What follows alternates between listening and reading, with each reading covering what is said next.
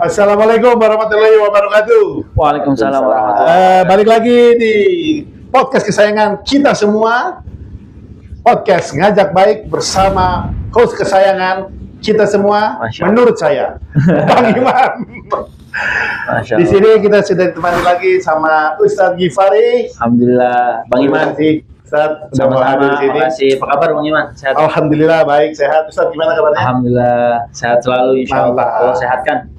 Buat yang pengen tahu siapa Ustadz Gifari dan saya malas mengenalkannya lagi, bisa langsung cek di video sebelumnya bersama Ustadz Gifari. Ya, bisa langsung follow. Sebelum kita mulai, jangan lupa subscribe, like, comment, and share. Masya Allah. Ustadz, apa kabar? Alhamdulillah, baik Bang Iman. Ini basa-basi banget, tadi udah tanya, gue tanya lagi. Udah. Maunya sakit emang. Oh, jangan dong. Lagi udah dibilang baik ya. Sebelum kita mulai, Tat, Sehat-sehat gimana? mau minum apa? Mau minum ini bisa nggak ya minum? Oh, boleh dikobok.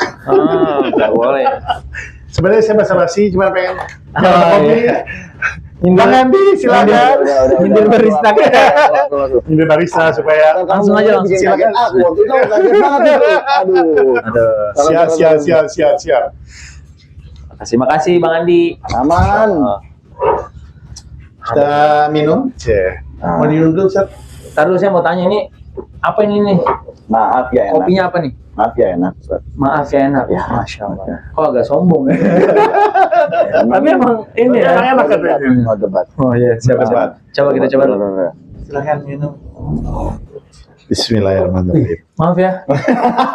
Maaf Saya ya. minum ya. Enak. Natural banget. Maaf ya. Enak. Alabu. Kayak gitu. Enak. Aduh.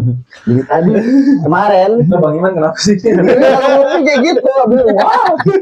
Tapi ketemu kan, karena kita Ini kalau lagi nggak di podcast kayak gitu keluar api. Kayak naga udah. Wah. kalau api, kalau baunya Keluarin api editor ya. enggak. Boleh boleh. Ya. Oh iya. Nah, terima kasih sudah mau datang. Aku pengen banyak nanya-nanya. Ya, siap. Bang Iman. Gimana Bang? Bertanya mengenai dan berdiskusi mengenai anak. Oh iya. Karena kan kita semua di sini sudah memiliki anak. Begini ngomongin buat anak atau gimana? Waduh, kartu kuning nggak ada sih. Ini anaknya udah dibuat. Oh, ada udah dibuat. Gimana cara Mendidiknya. Oh, mendidik. Oh, iya. Parenting ya. Parenting. Oh, siap. Saya lebih ke arah parenting. Ya, Kenapa? Karena saya jujur kan mendalami Islam itu baru beberapa tahun kebelakang. Ya. Jadi pengen tahu gimana sih caranya, mungkin supaya nggak terjadi di sobat-sobat ngajak baik di rumah, gitu ya. Gimana caranya kita mendidik seorang anak supaya dia cinta kepada Allah Subhanahu Wa Taala dan Rasulnya semenjak dini, Oh gitu. gitu kan? Karena kalau saya dan mungkin anak saya baru tahu beberapa tahun belakang, udah gede gitu. Ya. Gimana caranya? Itu susah tuh. Aduh. Ini pertanyaannya berat ini. Iya, karena jujur ya, nggak semua orang soleh nggak soleh itu susah banget memancing anak untuk suka sama agama, mau sholat Setuju. segala macam, ya Betul. kan? Angel. Apalagi sama istri, kan suka berantem loh. Kan Iya. gini, biar contoh aja ya, biar Aman, Bang. ya, jangan langsung. Jadi Ya. misalnya nih, anak masih kecil, suruh sholat subuh, sedangkan anak kecil tuh kayak kasihan aja gitu, suruh dibangunin pas sholat subuh, gitu kan. Tapi udah gede kebiasaan tuh, apalagi kalau udah gede dikit, mereka bisa bilang bisa ngelawan, Betul. segala macam. Jadi serba salah. Betul. Dari kecil mau didik kasihan, udah gede dia bisa ngejawab. Ini dari mana sih kita mulainya? Mau dari kecil, apa dari gede, apa dipukulin, atau Gimana? ya udah serang musuh lah. Gitu. Kalau Ini fenomena ya. kesal sendiri. Sabar Bang Andi. Iya. Sabar. Ini fenomena. fenomena. Kita ini suka. Kalau kata Bang Andi tadi, kita ini orang tua suka bikin anaknya doang. Nah, Tapi ngedidiknya ini, Masya Allah, tabarakallah ini. Nah ini PR semua orang. Jangankan orang awam gitu ya. Maksudnya dalam artian orang yang bukan paham ilmu agama. Bahkan ustadz-ustadz pun juga banyak di luar sana gitu ya, itu yang mengalami sulit mendidik anak untuk menjadi seorang anak yang cinta sama Allah dan Rasulnya. Cinta sama Allah dan Rasulnya ini bukan anak-anak doang, orang tua juga susah gitu ya. Kita ngebangun rasa cinta kepada Allah dan Rasulnya itu luar biasa susahnya. Ya, tapi kita wajib menumbuhkan rasa itu kepada anak-anak kita, karena itu tanggung jawab kita ya kan. Wajib banget gitu. Nah, kan kata Nabi juga, tanamkanlah kepada anak-anak kalian ala thalathi khisalin. 3 perkara. Yang pertama itu hubbun Nabi. Jadi kita disuruh tanamkan kepada anak-anak kita cinta kepada Nabi Muhammad SAW. Yang pertama. Yang kedua, hubbu ahli bait. Cinta kepada keturunan Rasulullah. Yang ketiga, cinta kepada Al-Quran. Nah, kita yang pertama nih ya, ini semua kita belajar ya. Bukan berarti saya juga di sini udah berhasil, gitu ya. Kita semua belajar dan terus anak-anak kita kan sampai dewasa kita tanggung jawab sama mereka. Nah, syarat kenapa Nabi bilang cinta Nabi, karena memang syarat di dalam Quran juga Allah bilang kan, qul in kuntum tuhibbunallaha fattabi'uni yuhibbukumullah. Artinya yuhibbukumullah wa yaghfir lakum dzunubakum. Nah, wallahu ghafurur rahim ila akhir.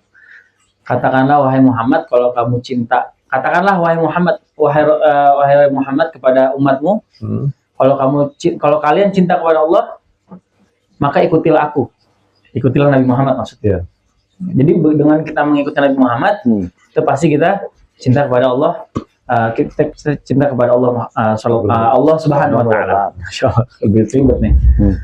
Dan kita menumbuhkan cinta kepada anak ini, cinta kepada Rasulullah SAW, itu memang harus menggambarkan sosoknya Rasulullah ini sangat-sangat pantas, sangat layak, sangat wajib untuk dicintai. Ya, sangat layak, wajib dicintai. Ada sebagian hari ini kita anak-anak kita fenomena di mana-mana itu lebih mengidolakan, mohon maaf, ada influencer, public figure yang sering muncul di media, ataupun tokoh kartun yang fiksi, ya Superman lah, Batman, Spiderman lah, atau Iron Man lah, siapapun gitu. Saya tahu ya. Saya juga tahu. Saya dulu mengidolakan jadi Iron Man. Nah iya. Terus gimana? Udah ada ini robot. Nggak terbang-terbang. Keren udah ada robot Iron Man di rumah. Udah ketahuan dong. Ada robot Iron Man. Adanya foto priwet. Oh iya. Kotak bekas. ini ya. Emang ada apa lagi? Ya Allah. Jadi siap. Jadi itu kenapa? Karena di TV itu menggambarkan bahwa sosok-sosok itu seolah-olah mereka layak untuk diidolakan. Kesalahan kita orang tua, ya salah saya sendiri gitu ya, belum mampu menampilkan, menerjemahkan kepada anak-anak kita bahwa Rasulullah SAW itu adalah justru sosok seseorang yang lebih wajib kita idolakan, wajib kita cintai kepada anak-anak kita. Jadi gimana caranya kita menampilkan Rasulullah itu sosok yang patut diidolakan? Ya kita memang harus paksain buat diri kita. Pertama kita buat dulu diri kita ini cinta kepada Allah, cinta kepada Rasulullah. Paksainnya gimana? Hidupkan sunnahnya. Rasulullah kan nggak meninggalkan harta, tapi Rasul meninggalkan sunnahnya, meninggalkan ilmunya. Kita paksain pertama untuk menghidupkan sunnahnya. Mulai dari bangun tidur, Nabi itu bagaimana sih bangun tidurnya? Nabi itu bagaimana sih mau tidurnya? Terus Nabi itu bagaimana sih mau masuk kamar mandi? Maka dengan cara kita meniru itu nanti akan semakin tumbuh kecintaan kita kepada Rasulullah. Terus yang kedua, karena anak-anak kita nggak tahu nih siapa Rasulullah, siapa para sahabat, maka kita berikan informasi itu, kita ceritakan. Satu waktu kita buat di rumah kita, Ya, alhamdulillah kalau kami di rumah gitu ya, kita buat taklim, kajian, bukan kajian yang mendalam sih, kita bacain aja hadis-hadis, kita baca tentang kisah sahabat, kisah Nabi, perang apa kisah perang-perangnya Nabi, kita kisah sosok-sosoknya Nabi, sosoknya Nabi, bagaimana di rumahnya, bagaimana dengan betapa kasih sayangnya dia dengan keluarga, dengan tetangganya, dengan umatnya. Jadi hari-hari kita dibacakan kisah-kisah ini, maka insya Allah nanti akan tumbuh rasa ingin mengidolakan kita zaman dan anak kecil tuh. Kayak kita didongengin Karena gue inget hancil, nyolong. Iya, nyolong. Ya udah tuh. Jadi nyolong dulu. tapi alhamdulillah ada ustadz. Jadi ustadz Allah tahu sekarang Ya mungkin sahabat, kita gitu. anak-anak kita suka sama Satria Baja Hitam karena dongeng kita sebelum tidur sama anak-anak kita gitu. Atau sama orang-orang tua kita dulu, nauzubillah. Mungkin kayak cuman gitu. Itu Tat. Malam dongengnya sama orang tua ya, saya nggak orang tua ya, karena pada situ suasana yang keadaan paradigma ya, budayanya tuh seperti itu. Orang tua di sini budaya seperti itu. Dan tidak ada sekolah untuk jadi orang tua. Sorenya disuguhkan dengan film-film itu seperti itu. Ya. Oh, bisa tadi kita jadi gini, orang tua harus membuat suasana dan menghidupkan sunnah dari setiap hari, mencontohkan gitu ya, mencontohkan. Jadi paksakan orang tua tuh mencintai Allah dan Rasulnya dan hidupkan sunnah di dalam rumah. Di dalam rumah. Berarti kita sambil menceritakan misalnya, karena kan kalau kita lihat di film, di TV gitu ya, saya sempat lihat nonton film tentang baginda Rasulullah SAW, terus baca-baca komik jagoan Islam semua itu, Rasul itu kan nggak ada tampilannya, maksudnya selalu dibentuk seperti cahaya lah, gitu, nggak boleh ada bentuk postur lah ya. Artinya itu bisa kita bacakan melalui apa? Pengen tahunya tuh. Misalnya bentuk tubuhnya, parasnya ganteng, jelas. Itu boleh ya? Itu memang ditulis sama para ulama kan. Ada salah satu kitab namanya Syama'il Muhammadiyah. Itu yang membahas tentang bentuk tubuhnya Rasulullah SAW dari mulai rambut sampai ujung kuku kakinya, dan itu diriwayatkan oleh para sahabat gitu. Oh, itu yang diharapkan setelah kita menceritakan, menggambarkan baginda Rasulullah SAW itu seperti apa, kehebatan-kehebatan beliau, sepak terjangnya beliau, diharapkan mudah-mudahan nanti Allah memudahkan anak-anak kita itu lebih cinta kepada Allah dan Rasulnya. Ya, Rasulullah itu saya pernah dengar ya, guru kami di Temboro, almarhum Syekh Uzairan itu mengatakan, kalau mudah-mudahan kalau salah Allah ampuni saya, itu beliau mengatakan Rasulullah itu tenaganya itu seperti 30 pemuda surga. Satu orang pemuda surga itu kekuatannya sama dengan 100 orang terkuat di bumi. Berarti kuat banget ya. Berarti itu superhero, bro. Wah, lebih dari superhero, di atas superhero. Ada lagi ya. Iya kan, jadi kekuatan seorang nabi gitu. Tapi ketika Nabi SAW berdakwah, dilempari, ditimpuk, nggak bales. Beliau nggak menggunakan tenaganya untuk menghantam segala macam, enggak. Tapi beliau menggunakan akhlaknya untuk itu yang ceritain sama anak kita. Betul. Karena kita nggak tahu kalau superhero kan ya cuma bisa terbang ya, habis itu dia ya akhlaknya kayak ya gitu, nggak masuk akal. Ya itu semua buatan. Ini real. Mujizatnya aja ada sampai sekarang tuh. Al-Quran kan. Jadi lagi-lagi kembali kepada kita.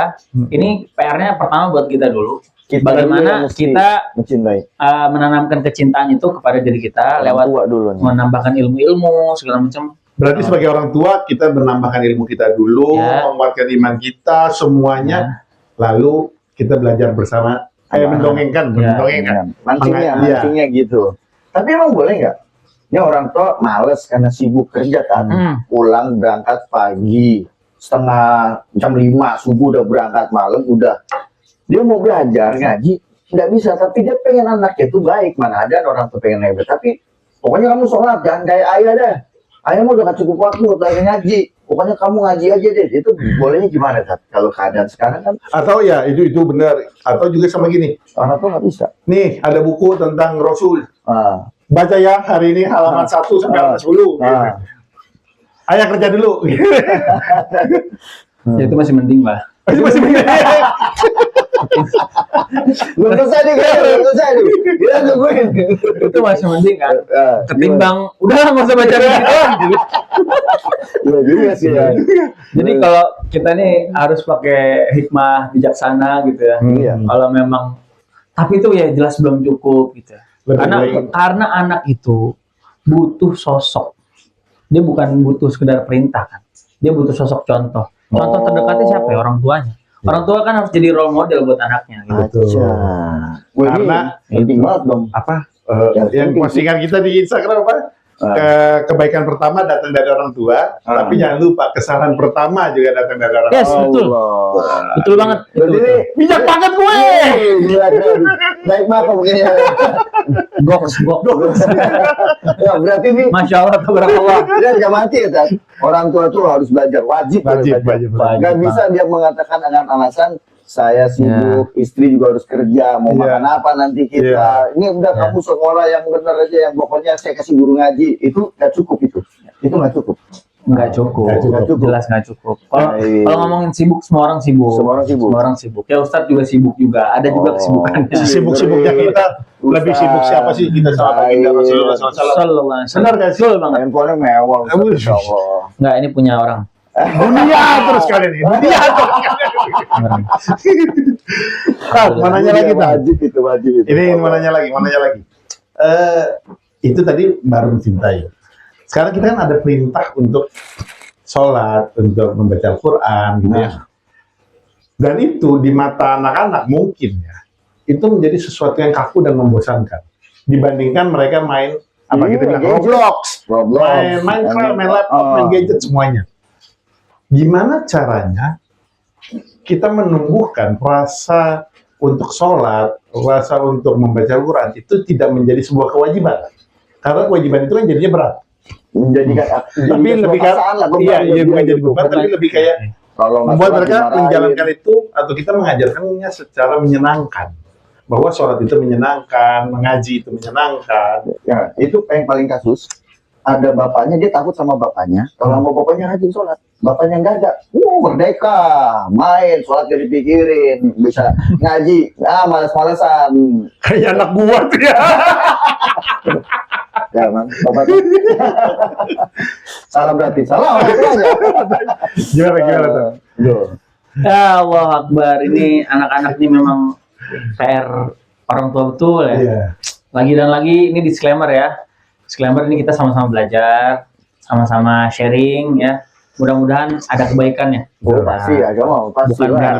Bukan berarti yang menyampaikan lebih baik daripada yang mendengarkan. Tawadu banget nih Ustaz nih. Ya, Apa tawadu. aja, Bro? Kenyataan. Jubi. Apa Tawadu itu apa itu tawadu? artinya merendah, tapi Oh. sebenarnya beliau Rendah hati sekali. di balik itu. Enggak juga.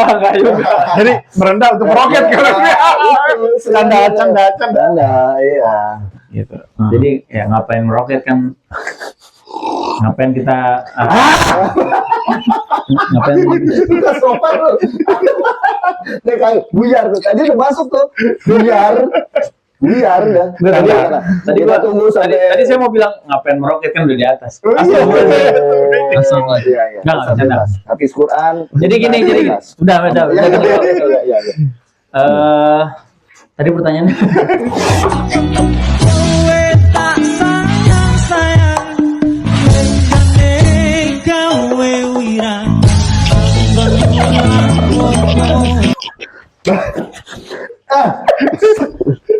Rusak apa ini? Pertanyaannya gimana Kalau mau lucu bilang jangan pas saya minum. Gimana caranya? enggak aman. Oh iya. Iya udah. Tadi katanya Terus saya dulu ya. Selesai. Jadi gini, Allah Akbar. Jadi kata Rasulullah kan muru auladakum bisolah. Suruhlah anak-anak kalian itu untuk sholat. Wahum abna'u sab'an sini. Dan umur mereka itu umur 7 tahun udah disuruh sholat. 7 tahun. Disuruh sholat. Maknanya orang tua berperan penting untuk mengajarkan anaknya. Terus Rasulullah bilang wadribuhum atau fadribuhum Wahum abna'u asyra sinin. Dan pukullah mereka kalau mereka nggak mau sholat ketika umur mereka sudah 10 tahun. Artinya kemungkinan anak itu ya Allah, astagfirullah, saya bukan mau menafsirkan hadis ya. Maksudnya gini, pasti ada kemungkinan anak itu mereka mungkin ada rasa malas atau rasa berat hati gitu kan. Namanya memang anak-anak itu masa-masanya mereka main kan. Ada kemungkinan gitu ya. Tapi memang orang tua, peran pentingnya orang tua di situ untuk menanamkan kebiasaan dulu yang pertama kan pastinya. Kan? Kebiasaan itu kan dari kecil sekali. Lagi dan lagi contoh. Orang tua mencontohkan. Dan anak itu akan merekam. Anak itu akan merekam sekali. Jadi kita nggak bisa hanya sekedar nyuruh doang, nggak bisa hanya sekedar perintah kamu baik, ayah tuh jangan ngikutin ayah gini, nggak bisa, nggak cukup. Itu sangat tidak baik lah. Yang sempurnanya adalah ketika kita mencontohkan. Terus yang kedua, kita juga hati-hati, gitu ya, nggak boleh anak itu kita takut karena kita udah capek gitu ya, terus kita ngancem gitu kan, kamu sholat, kalau nggak sholat neraka, kalau nggak sholat nanti Allah marah. Berarti jangan dibuat ketakutan. Ya mungkin anak-anak di umur yang kecil-kecil itu kan tampilkan tampilkan sisi pahalanya, tampilkan sisi kasih sayang Allah. Allah itu maha sayang sama kita, gitu kan. Jadi anak itu dikasih apresiasi. Berarti lebih ke arah gini ya. Misalkan mohon maaf nih, misalkan ada anak dia hatam Quran, ya ayahnya nanti rayakan tasyakuran.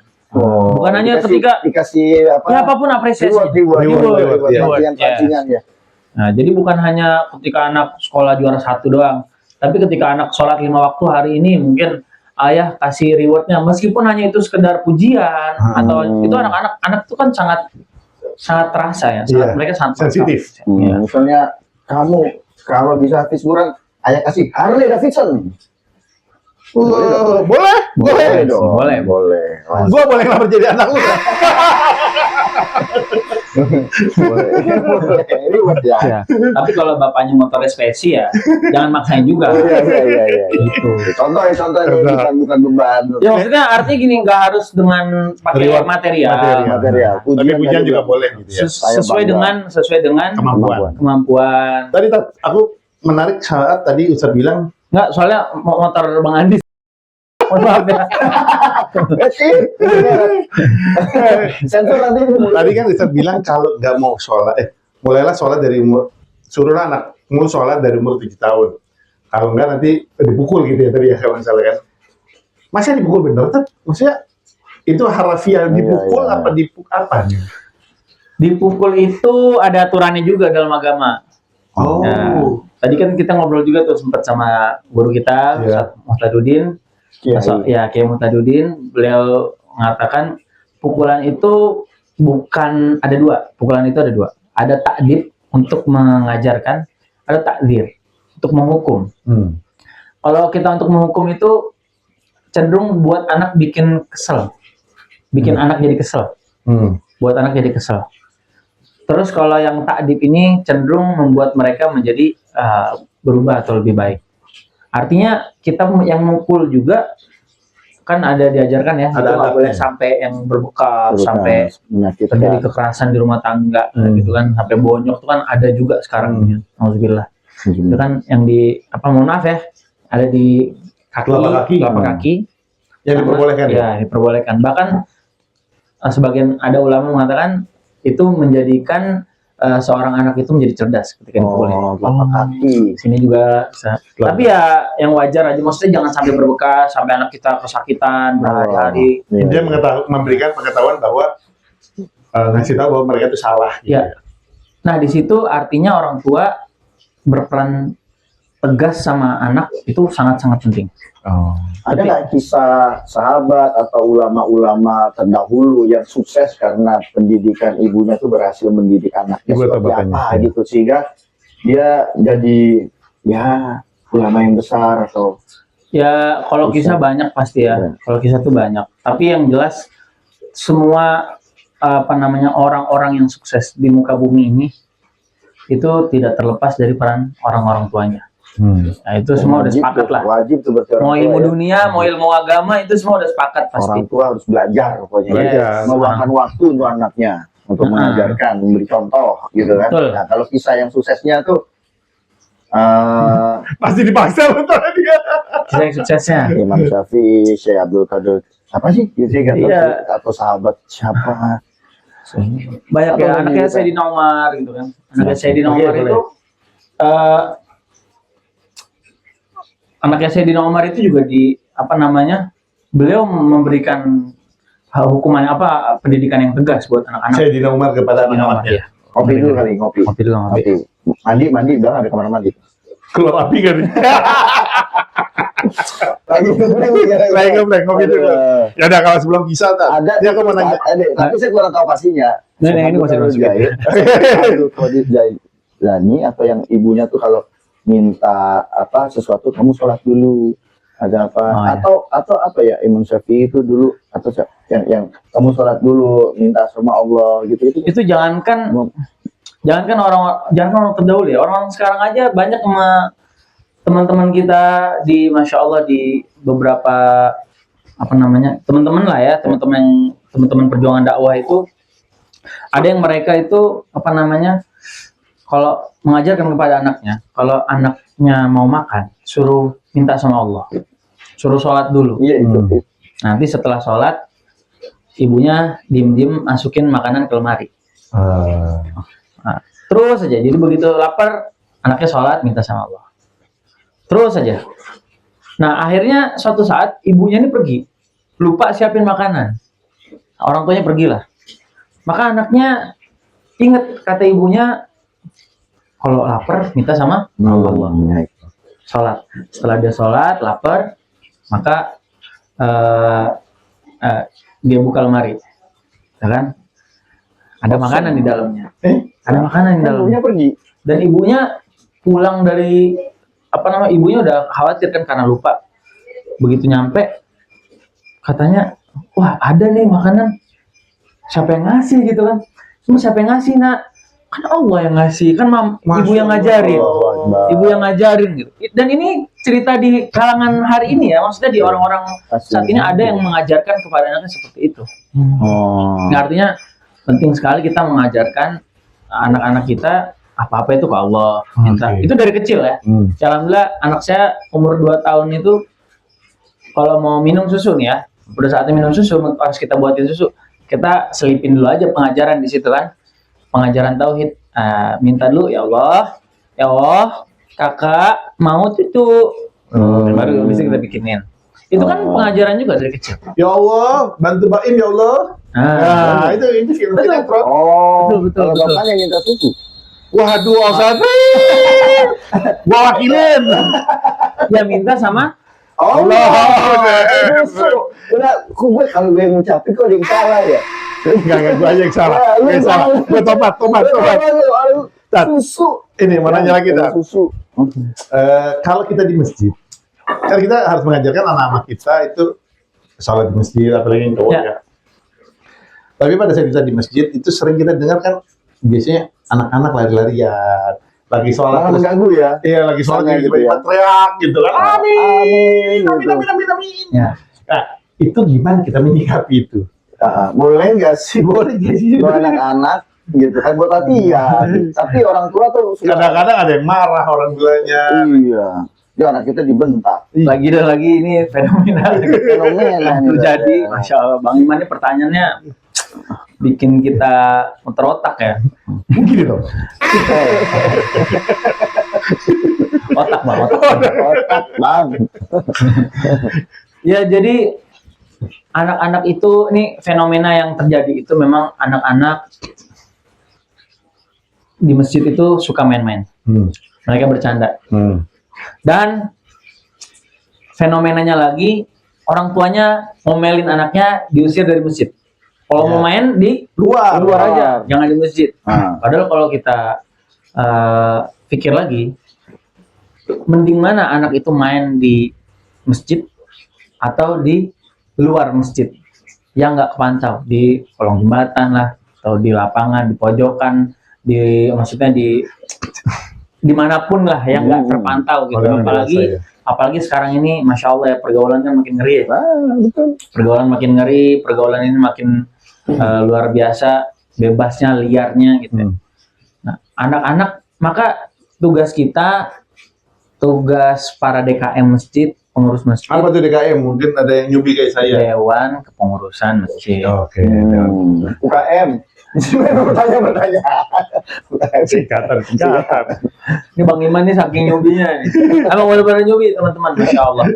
Semoga Allah berikan keberkahan. Amin. Kan berkat ada Ustaz Gimari, ada Bang Andi. Disemprot biar berkah. Habis kurang loh.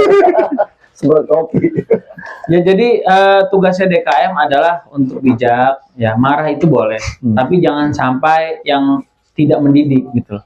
Artinya gini, kalau udah keluar aja nggak usah di masjid, itu bukan marah yang mendidik, itu namanya berlepas tanggung jawab. Oh. Karena ada ceritanya. Iya. Tadi ngobrol lagi kan, pas bahas ini juga sama Ustaz Kiai Muhtadudin, beliau bilang ada salah satu anak di rumahnya itu waktu kecil pernah digituin. Digituin apa nih?